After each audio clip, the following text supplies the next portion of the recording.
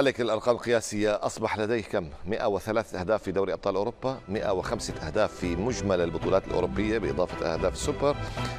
في مرحلة المجموعات نشاهد 51 هدف من 72، في دور 16 17 من 26 مباراة، في دور ربع نهائي 20 هدف من 18 مباراة، في نصف نهائي 13 هدف من 18 مباراة. كما قلت اليوم تجاوز بهذا الهاتريك أو الثلاثية الرقم القياسي المسجل باسم الأسطورة الأرجنتيني ألفريدو دي ستيفانو لاعب ريال مدريد سابقا عندما كان يملك 11 هدف في نصف النهائي، وفي الدور النهائي أيضا سجل هدفين من 4. وهذه الأرقام ما زالت مرشحة لمزيد من التحطيم، يعني أمامه في نصف النهائي فرصة ليزيد عن 13 هدف من خلال مباراة الرد، وأمامه أيضا فرصة بالتأهل للنهائي أن يزيد عن الهدفين.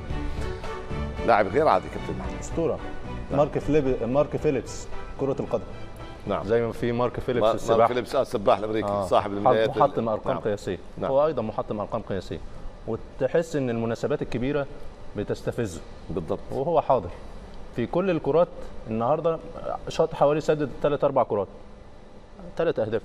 ده قيمة رونالدو. أي نعم في المجمل الفترة الأخيرة بالنسبة له كان الحالة البدنية ما كانش زي الأول، نعم. إنما النهارده ده أكثر تركيزا أمام المرمى.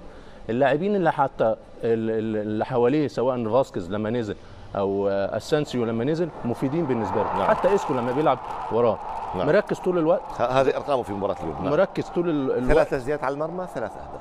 100%. هذه نسبة من النادر أن تجدها عند لاعب عندما نتحدث عن أكثر من هدف. وأظن أبو خالد ما كنتش دقيق، آخر 10 تسديدات بالنسبة له ب6 أهداف. نعم، على المرمى. نعم، في خلال مباراة البايرن ومباراة أتلتيكو مدريد. نعم. ده قيمة كبيرة بالنسبة نعم. له.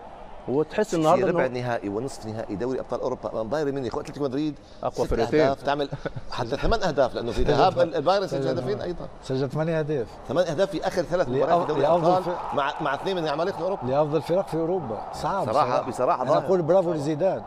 يعني